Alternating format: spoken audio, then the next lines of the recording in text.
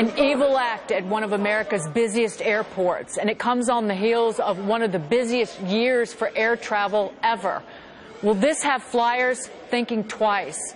Hi, everybody. I'm Daga McDowell in for Brenda Butner. This is Bulls and Bears. The Bulls and Bears this week, Gary B. Smith, Jonas Max Ferris, John Layfield, along with Hadley Heath Manning and Julie Roginski. Welcome to everybody. John, should flyers be worried? No, and I don't think they will be. There's no way to quantify the loss of life and the horrific things that happen. But when you're talking about just the economy, you have to look at what historical precedent, and you have to look at other places that have had lone wolf terror attacks, places like Boston, places like Orlando, London, Madrid, Paris. Those places have rebounded very quickly, and you've seen almost little to no drop in tourism.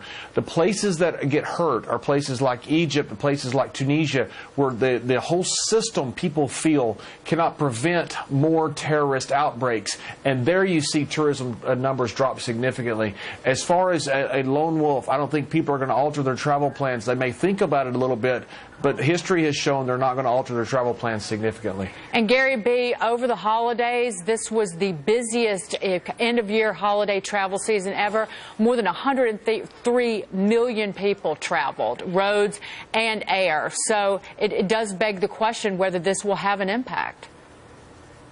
Well, I kind of agree with John. In fact, my daughter's flying not out of Fort Lauderdale, but out of West Palm Beach on Sunday. So near enough that, you know, am I concerned? Of course. So, you know, the first point, you know, should people be afraid? I don't think afraid, but I think you should be wary. I mean, this is a person who checked the gun through baggage, but really, you know, with baggage claim at an airport like Fort Lauderdale, there's nothing to prevent. I mean, that's really open to the public. Someone just driving up their car and shooting. I mean, that could happen anywhere. That could happen in a shopping mall. It could happen in a movie theater.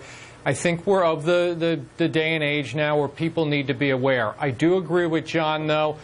Look, my daughter's still going to fly out of the airport, and I think everyone else that has a flight will. You're aware, but you go about your plans and you kind of get on with it. It's the age we live in. I don't think it's going to affect people's travel or the economy. Hadley, just last year overseas, there were two major terror attacks at both the Brussels airport and then in Istanbul. And here in the United States, you did see increased security, heavily armed guards at airports, and that certainly gives people a feeling of solace, or could. That's right, and usually right after an attack at any type of venue, we do see an increase in security in a response to that type of attack. So airports are likely to be safer than ever in the weeks to come. But this obviously very tragic event, I agree with Gary B. It can happen anywhere. That's simply the world that we live in. There are risks associated with travel. There are risks associated with leaving our homes. And so we have to be realistic about what the threats are, not to be alarmed, but to be wary and to know that this is simply the world that we live in.